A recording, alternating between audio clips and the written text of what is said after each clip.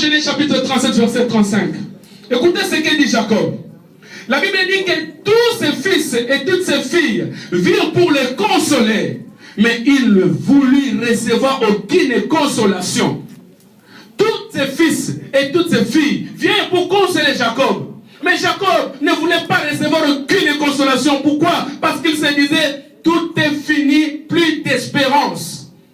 Bien-aimé dans le Seigneur, tant que tu es encore avec Dieu, la Bible dit que tant que Dieu n'a pas encore dit que c'est fini, je vais te rassurer que c'est jamais fini avec Dieu.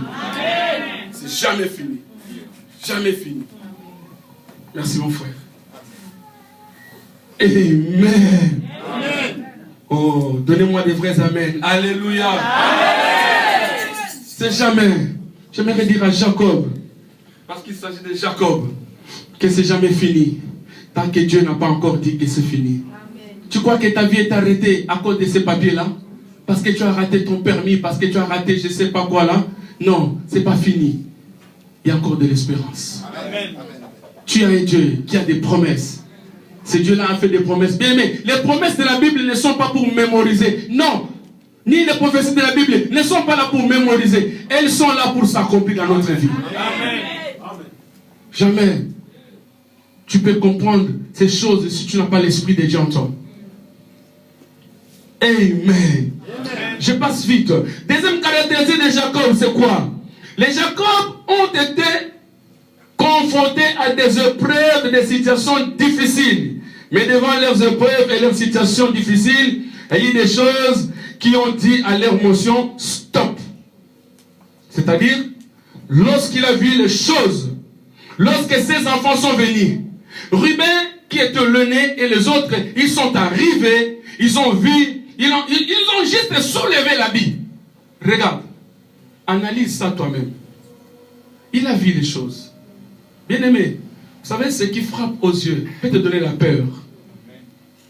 Oui. Ah. Les médecins sont venus chez moi. J'ai béni Dieu, que Dieu te bénisse mon frère. Et c'était le même jour que tu m'as envoyé les messages, les textos dans les téléphones. Les médecins me disent, monsieur, il faut que ta femme vienne, qu'il signe un papier. Parce que le traitement que nous allons te donner, soit la vie, soit la mort. Parce qu'ils ont vu ce qu'ils pouvaient voir. Et je parle de la personne qui est moi. Je ne parle pas d'autres personnes. Amen. Moi, ça a effrayé le cœur. J'ai dit, Seigneur, où est ce Dieu-là qui donne des promesses?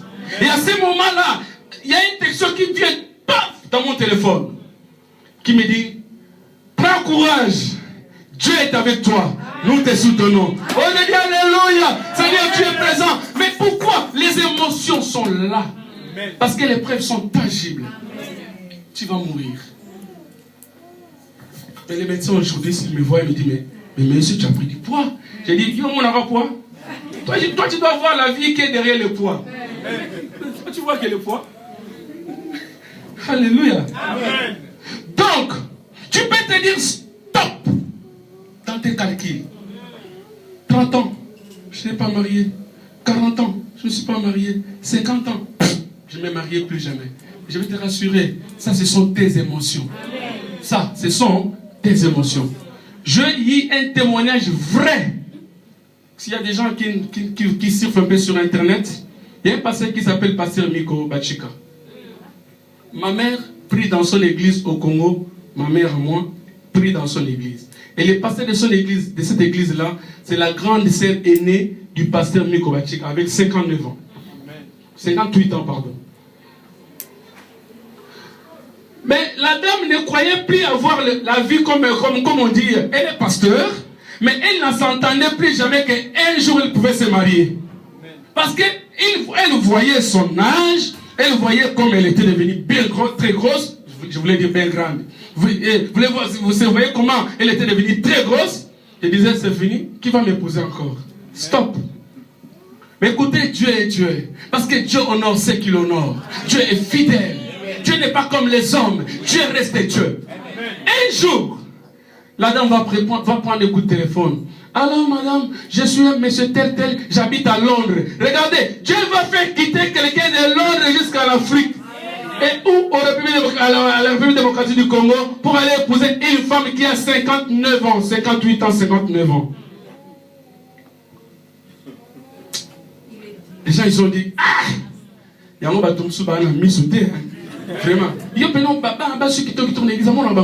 Non, c'est pas question de c'est question que la personne là avait la promesse. Et comme elle n'est pas morte, cette promesse doit avoir une vie.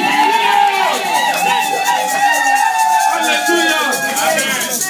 C'est pas question qu'il n'a pas des yeux. Il a des yeux comme toi, comme moi. Mais le problème est que la personne qu'il conforte a une promesse. Et la promesse là doit se faire chair. Oui. Ces jours-là où tu verras la main de Dieu. La Bible dit, hein, lorsque ces peuples verront l'œuvre de mes mains, c'est alors qu'ils glorifieront mon nom. Si tu n'as pas encore vu l'œuvre de la main de l'Éternel, tu vas louer comme dit l'homme de Dieu. Il fallait que les médecins te disent que tu n'as pas de trompe. Tu ne mettras pas au monde. Mais le jour où tu n'as pas de trompe, mais tu mets au monde, et comme ici le médecin, tu vas danser sans que personne te pousse à danser. C'est comme ça avec Dieu. C'est jamais fini. Quand Dieu n'a pas encore dit que c'est fini. Quelqu'un m'entend? Vous y êtes? Les Jacob, ce sont des personnes qui ont subi des situations difficiles. On leur a montré des choses. Et quand ils ont vu ces choses-là, ils ont dit c'est fini. Quand il a vu la Bible, il a dit c'est fini. Je ne peux plus croire. Je n'ai pas besoin d'y espérer.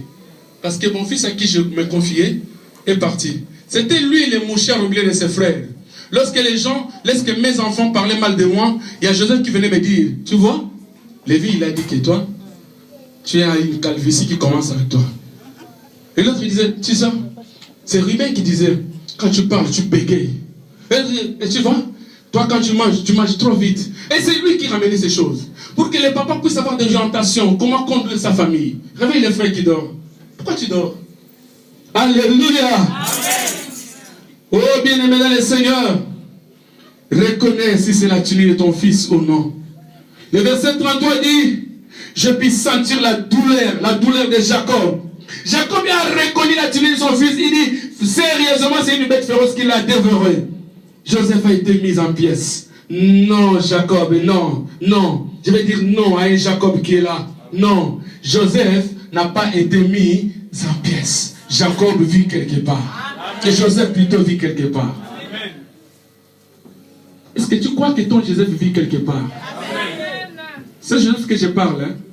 C'est la chose là que tu attends longtemps. Amen. Gloire au Seigneur. Très bien mon frère. Que Dieu te bénisse. C'est Joseph que je parle. Hein?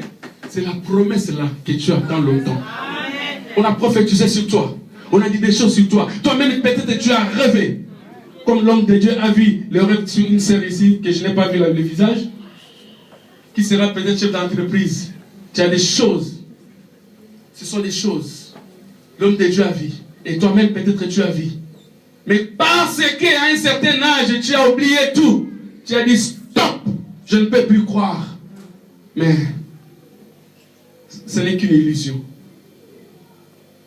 Est-ce que je me fais comprendre? Amen. Jacob, ton Joseph vit encore quelque part. Amen. C'était juste la tunique que tu as vu qui était trempée de sang. Mais tu ne pouvais pas comprendre, le sang là c'est le sang humain ou c'est le sang de l'animal. Mais je te dis, ce n'était pas le sang humain, c'était le sang de l'animal. Est-ce que vous avez au cas? Não fica com muito medo. Você que fala em português, fica com muito medo. Há Deus que está em cima de tudo. Il y a un Dieu qui est au-dessus de toutes les choses. Amen. Amen. Je passe, my God. L'air, il passe. Je ne saurais pas terminer. Mais bon, je vais parler ce qu'il y a. Je disais que mon habit n'est pas égal à moi. Mon habit, ce n'est pas moi. Loin de tes regards, c'est que tu vois devant toi les difficultés là. Les manques des enfants là, les manques de papier là, je ne sais pas quoi. J'ai dit loin de tes regards. Parce que lorsque tu vas voir ça, ça va tuer toute ta foi. Je te dis la vérité, frère. Il y a des personnes qui ont abandonné la foi à cause de l'Europe. Parce qu'ils regardent les réalités. J'ai vu un frère qui dit, moi j'étais patron quand j'étais en Angola, je suis venu ici. Vraiment, ça la nini. Mais moi, je pense à Sima, et ça c'est. Bien aimé, et l'Europe et l'Afrique, les créateurs. Ce que Dieu a fait en Afrique, il peut le faire ici. Il est Dieu. Il ne faut jamais limiter Dieu. Jamais. Quelqu'un m'entend? Non. C'est fini. Parce que j'ai perdu mon